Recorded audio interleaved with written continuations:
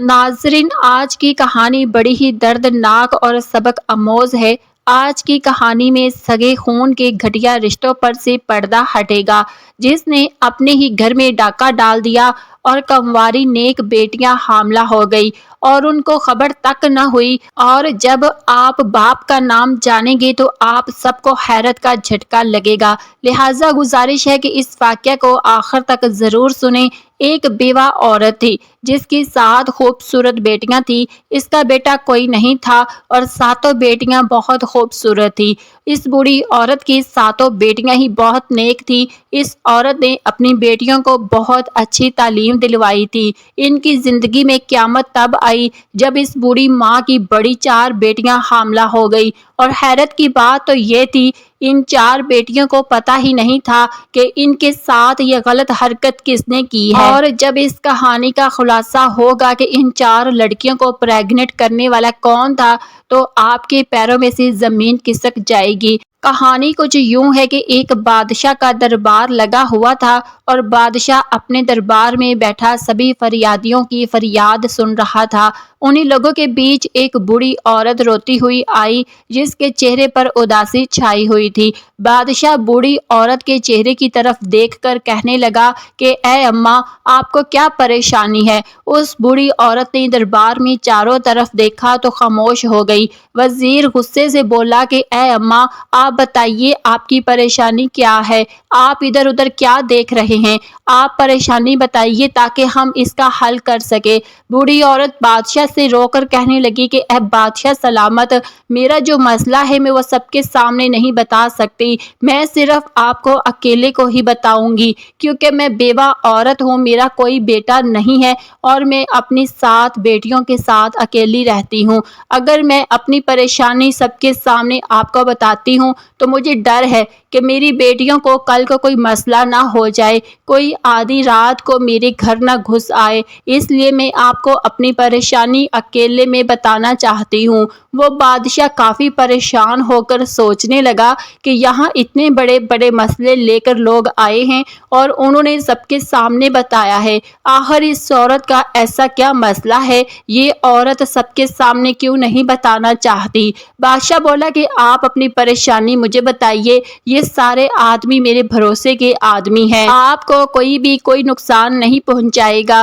वो दुखी बूढ़ी औरत रोकर बोली कि नहीं बादशाह सलामत, नहीं, मैं आपको अकेले ही वो बात बताऊंगी। तो बादशाह उठ खड़ा होता है और कहता है कि इस औरत को मेरे कमरे में लेकर आओ ताकि ये बात मुझे अपनी बता सके। अब 2 सिपाही इस बूढ़ी औरत को बादशाह के कमरे में ले जाते हैं। बूढ़ी औरत जब अंदर आती है तो बादशाह इसे कहता है कि ऐ अम्मा, अब बताइए कि आपकी क्या परेशानी है। वो बूढ़ी औरत बादशाह के कदमों में गिरकर रोने लग जाती है। बादशाह कहता है कि ऐ अम्मा, आप मुझे बताइए कि आखिर बात क्या है। मेरा दिल बैठा जा रहा है कि ऐसी कौन सी बात है जिसके लिए आपने मुझे अकेले में बुलाया। बादशाह कहने लगा कि मैं ये हरगिज़ बर्दाश्त नहीं कर सकता कि मेरी बादशाहत में कोई इतनी दुखी औरत हो और मैं आपका दुख जानकर आपके दुखों पर मरहम ना रखूं। ऐसा हो ही नहीं सकता। आप मुझे अपना दुख बताइए। वो बूढ़ी औरत रोकर कहने लगी कि ऐ बादशाह सलामत, मैं एक बेवा औरत हूँ। मेरे शोहर को वफात पाए अरसा गुजर चुका है और मेरा कोई बेटा नहीं है। मेरी 7 बेटियां हैं। मैं लोगों के अमीर घरों में जाकर बर्तन धोती हूँ, उनके कपड़े धोती हूँ और उनके घरों में काम करती हूँ। और उन अमीर घरों से जो बचा हुआ खाना मिलता है, जो मुझे मेहनत मजदूरी के पैसे मिलते हैं, उसी से मैं अपने घर का खर्चा चलाती हूँ और उसी से अपना घर चलाकर अल्लाह ताला का शुक्र अदा करती हूँ।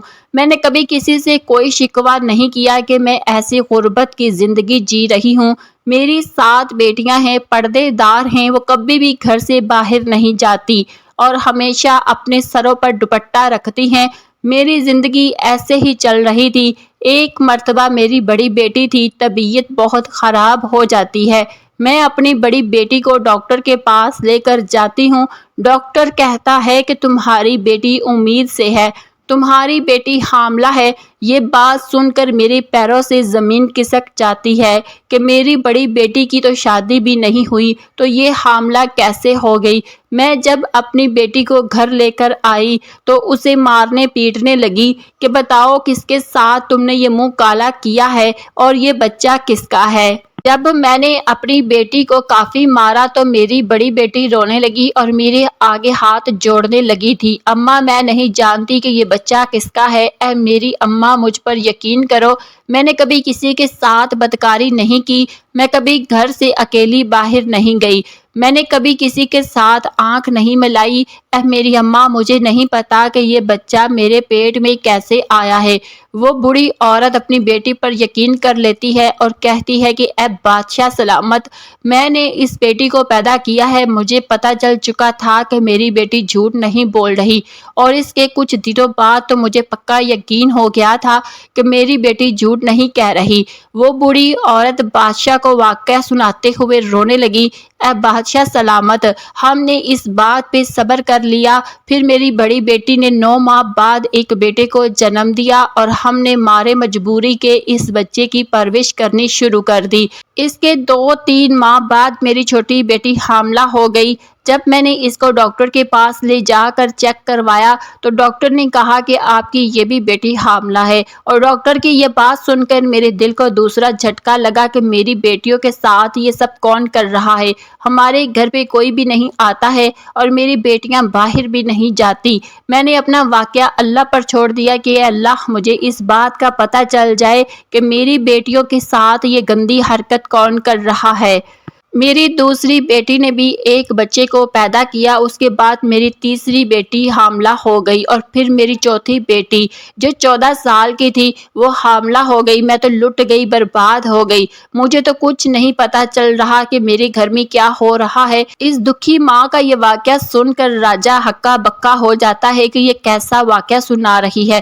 بوڑھی عورت اپنی کہانی سنا کر بادشاہ کے پاؤں پکڑ لیتی ہے کہ اے بادشاہ سلامت، مجھے انصاف چاہیے، مجھے پتا کرنا ہے کہ میری بیٹیوں کے ساتھ غلط حرکت کون کر رہا ہے۔ اے بادشاہ سلامت، میری بیٹیوں کے مجرم کو آپ پکڑے۔ میں نے بہت ڈھونڈنے کی کوشش کی، مجھے ذرا پتا نہیں چلا کہ وہ انسان کب آتا ہے ہمارے گھر، اس نے ہماری زندگی برباد کر دی ہے۔ بادشاہ سلامت پوری کہانی سن کر کہنے لگا کہ اے اماں، تم اب آ رہی ہو جب تمہاری چوتھی بیٹی کے ساتھ یہ حرکت ہوئی ہے۔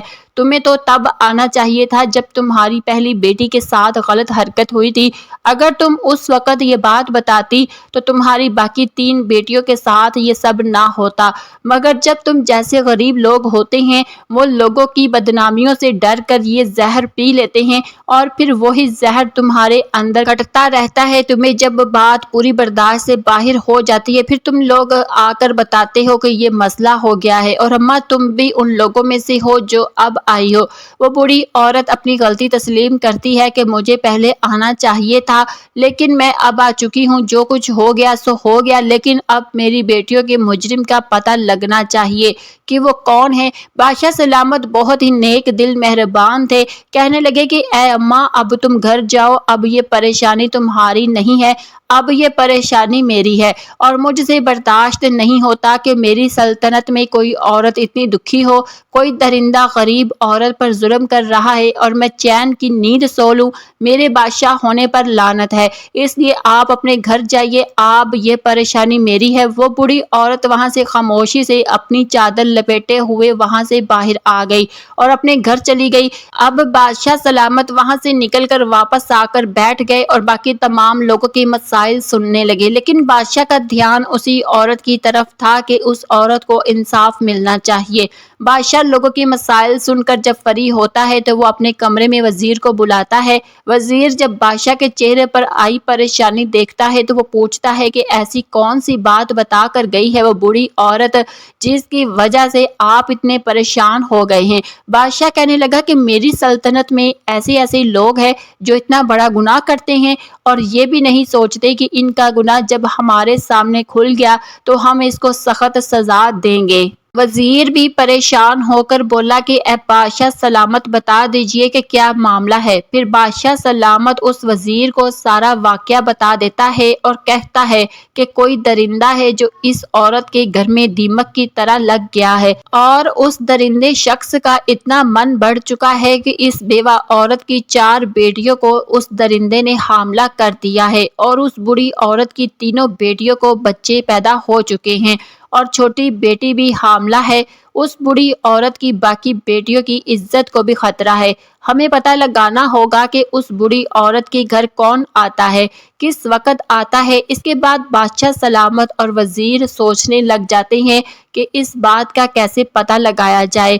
थोड़ी देर बाद वजीर कहता है कि ए बादशाह सलामत, मेरे मन में एक तरकीब आई है। बादशाह कहता है कि जल्दी बताओ कौन सी तरकीब है। वजीर कहता है कि ए बादशाह सलामत, दीवारों के भी कान होते हैं, इसलिए मैं आपके कान में ये बात बताऊंगा। तो वजीर बादशाह सलामत के कान में कुछ यूं कहता है कि यानी कोई तरकीब बताता है जो बादशाह सलामत को भी पसंद आ जाती है। इसके बाद वह वजीर एक बकरी लेकर उस बूढ़ी औरत के घर पर चला जाता है। रात के तकरीबन 9 बज रहे होते हैं। वजीर उस बूढ़ी औरत के घर चला जाता है। बूढ़ी औरत वजीर को देखकर कहती है कि ए वजीर, आप इस वक्त मेरे घर क्या कर रहे हैं। वजीर बोला कि जो परेशानी आप बादशाह सलामत को बताकर आई हैं, इस बात से बादशाह सलामत और बहुत ही परेशान हैं। बूढ़ी औरत बोली कि आपके हाथ में ये जो बकरी है, आप इसका क्या करोगे। वजीर बोला कि आप मुझे अपने घर के अंदर आने दीजिए, इसके बाद मैं आपको बताऊंगा कि मैंने क्या करना है। अंदर आकर वजीर बूढ़ी औरत से कहने लगा कि आज हम इस बकरी का चारा बनाकर उस दरिंदे को खिलाएंगे। बस तुम लोग कुछ भी मत बोलना और चुप करके देखती रहना कि वो दरिंदा कैसे पकड़ा जाएगा। इसलिए आप तमाम लोग आराम से सो जाइएगा। अगर हमारा ये काम कामयाब हो गया तो पता चल जाएगा कि वो दरिंदा कौन है। इसके बाद वजीर इस बकरी को लेकर घर की छत पर चला जाता है और घर की छत पे इस बकरी को बांध देता है और फिर छुपकर उस घर से बाहर चला जाता है। और वजीर जाते हुए इस बूढ़ी औरत और इसकी बेटियों से कहता है कि आप लोग आराम से सो जाइएगा। ये बात मत सोचिएगा कि आप लोगों को किसी तरह का कोई नुकसान पहुंचेगा। और वजीर 2 सिपाहियों को बोल देता है कि इस बूढ़ी औरत के घर के आसपास पहरा लगाओ। वजीर बूढ़ी औरत और उन लड़कियों को तमाम बात समझा देता है कि तुम्हारे घर में ऐसी कोई भी आवाज नहीं होनी चाहिए जिससे पता चल जाए कि हमने जाल बिछाया हुआ है। इसके बाद वजीर बादशाह के पास महल में चला जाता है। बादशाह उसी बात को लेकर काफी परेशान होता है।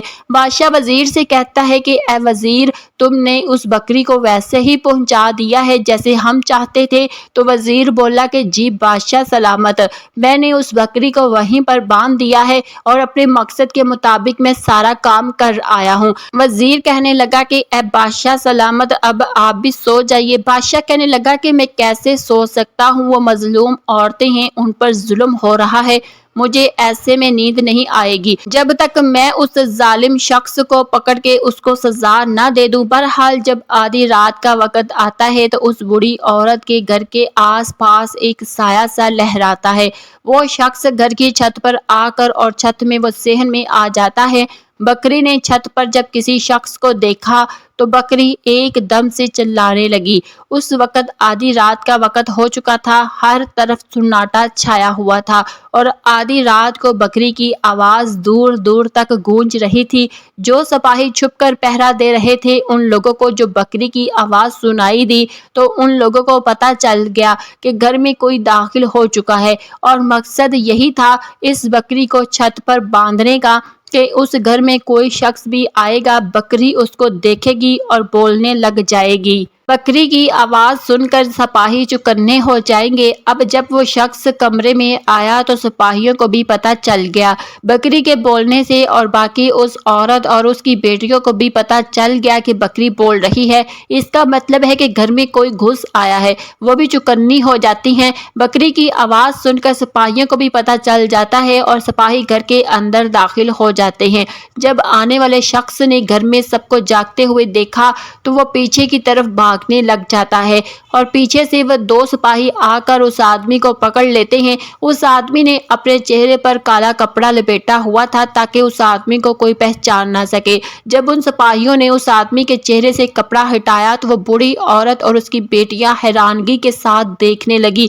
इन्हें यकीन नहीं आ रहा था कि ये आदमी हमारे साथ ऐसा करेगा। इसके बाद वह सिपाही उस बूढ़ी औरत से कहते हैं कि अब आप बेफिक्र होकर सो जाएं, आपका मुजरिम पकड़ा गया। अब हम इस मुजरिम को बादशाह के महल में लेकर जाएंगे और कल सुबह इसका अंजाम होगा। आप पहुंच जाइएगा अपनी तमाम बेटियों को लेकर। आखिरकार सुबह हो गई। बादशाह का दरबार लगा हुआ था और वो आदमी घुटने टेक कर बादशाह के सामने बैठा हुआ था। उस आदमी के हाथों को हथकड़ियां लगी हुई थी। उस वक्त उस आदमी का चेहरा ढांपा जाता है। बादशाह सलामत के पास वो बूढ़ी औरत उसकी बाकी 7 बेटियां भी आ जाती हैं। बादशाह सलामत बाकी तमाम लोगों को बाहर भेज देते हैं। अब सिर्फ वो मुजरिम बादशाह सलामत और वजीर, वो बूढ़ी औरत और उसकी 7 बेटियां वहां पर मौजूद थी। बादशाह उस शख्स से कहने लगा कि क्यों भाई, अब इतना तो बता दे कि तुझे मेरा खौफ नहीं रहा था कि जब ये तुम्हारा जुर्म पकड़ा जाएगा तो तुम्हारी सजा मौत से कम नहीं होगी। बादशाह सलामत उन सिपाहियों से कहता है कि इस आदमी के चेहरे से निकाब हटाया जाए ताकि मैं भी तो देखूं कि मेरी सल्तनत में इतनी हिम्मत किसकी हो गई है जो इस मजबूर बूढ़ी औरत की 4 बेटियों को हामला कर दे। जब उसके चेहरे से निकाब हटता है तो वो बूढ़ी औरत करीब आकर इसके मुंह पर थूकती है और कहती है कि ऐ दरिंदे इंसान, तुझे शर्म नहीं आई? मेरी बेटियां तेरी बेटियों के जैसी हैं, ये तेरी सगी भतीजियां हैं, इनके साथ तुमने ऐसी गंदी हरकतें की हैं। जो चचा होता है वो बाप के समान होता है, तुझे शर्म नहीं आई अपनी सगी भतीजियों के साथ ऐसा करते हुए? भतीजी क्या, बेटी क्या, ये तो तूने क्या जुर्म कर दिया? बूढ़ी औरत अपने देवर के चेहरे पर थप्पड़ मारती है और बादशाह गुस्से से कहता है कि अगर कोई गैर होता तो हम समझते तुम सके चाचा हो, बाप की तरह हो, तुम्हें शर्म नहीं आई, तुम्हें गैरत नहीं आई? अरे चचा क्या, बाप क्या, इनके बाप इस दुनिया में नहीं और चचा की जिम्मेदारी थी कि वह अपनी भतीजियों का ख्याल करता, इनके रिश्तों की फिक्र करता और तुम चचा ही डाकू बने रहे। इसके बाद भी वो शख्स कहने लगा कि ऐ बादशाह, मैं इन लड़कियों का चचा हूँ, ये हमारे घर का मामला है, आप हमारे घर के मामले से दूर रहे। बादशाह सलामत अपनी तलवार निकाल कर इसके सर के ऊपर रख देता है और कहता है कि सच सच बताओ तुमने ऐसा क्यों किया?